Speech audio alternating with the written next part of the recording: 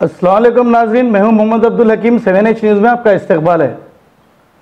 आगापुरा दरगाह सरदार bag साहब के ख़बरस्तान का जो हाल है नाज़रीन, वहाँ पर ख़बरों के पास जाने के लिए जगह तक बाकी नहीं है और लैंड ग्राबर्स ख़ास तौर पे वहाँ का जो सज्जादा है वो तमाम ख़बरों को एक एक करके तमाम खबरों के निशान मिटा दिए और वहां पर शेड्स डालकर लारी के कारखानों को किराए को दिया गया।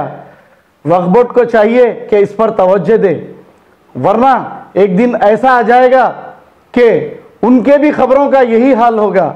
नाजरीन, देखना यह है कि वहां के लोकल एमएलए को भी वहां पर तवज्जो देने की ज़रूरत है, इस वजह से कि सारे खबरस्तान को मिटा दिया गया, कहीं और नहीं आगापुरा सरदार बेग साहब की दरगाह के पास ये खबरस्तान का बहुत बुरा हाल है।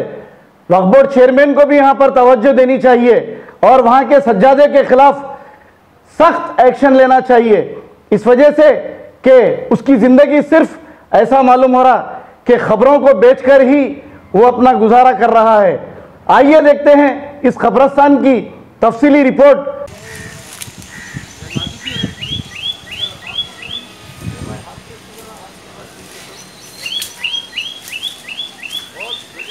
गंदगी है तो पूरा कचरा ले